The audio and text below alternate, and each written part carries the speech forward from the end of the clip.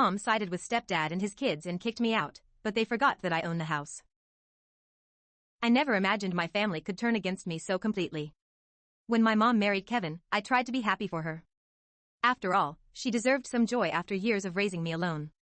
But the day she sided with him and his kids, kicking me out of the house, was the day everything changed. Kevin came with 2 kids of his own, Chelsea, 18, and Logan, 16. From the start, it was clear they weren't interested in blending families. They treated me like an intruder in my own home, and Kevin did nothing to stop it. My mom, blinded by her love for him, refused to see their hostility. "Maybe you're overreacting, Clara," she'd say every time I brought up how Chelsea snooped in my room or how Logan accidentally broke my belongings. Things escalated one evening when Kevin called a family meeting. "Clara, you've been disrespectful," Kevin said, his voice using authority he didn't deserve. "You don't contribute financially, and your attitude is toxic for this household." My jaw dropped. "Excuse me? I work part-time while studying, and I pay my own expenses." Mom, who sat silently at first, finally spoke. "Kevin's right, sweetheart. Maybe it's time you learned some independence." Independence? I was barely 20 and trying to save up for college.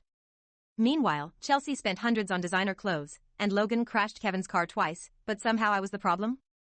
Kevin's smug smile sealed the deal. I was being kicked out. With no warning and no plan, I packed what little I could carry and left. What they didn't know, however, was the truth about the house. My father had passed away when I was a teenager, leaving me a sizable inheritance. My mom, needing a place for us to live, used that money to buy the house under my name. She had been the adult managing the purchase, but legally, the property belonged to me. I didn't say anything when I left. Part of me wanted to see how far they'd take their little power trip. Over the next few weeks, I stayed with a friend while piecing my life back together. I visited a lawyer, explained the situation, and confirmed what I already knew: I had every right to reclaim the house. A month after being thrown out, I decided it was time. I walked up to my front door and knocked. Kevin answered, looking surprised and annoyed. "What do you want?" He sneered.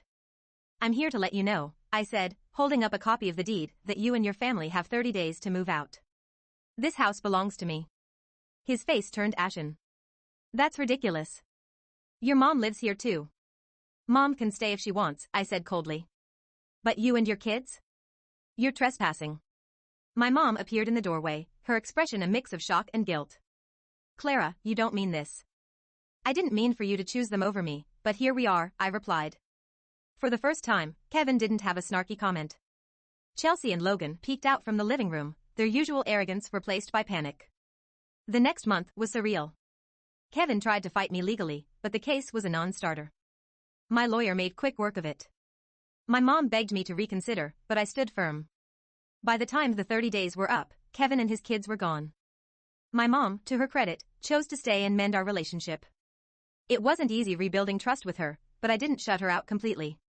She admitted she had let her loneliness cloud her judgment, and over time, we began to heal. As for Kevin, he and his entitled kids were never heard from again. And the house?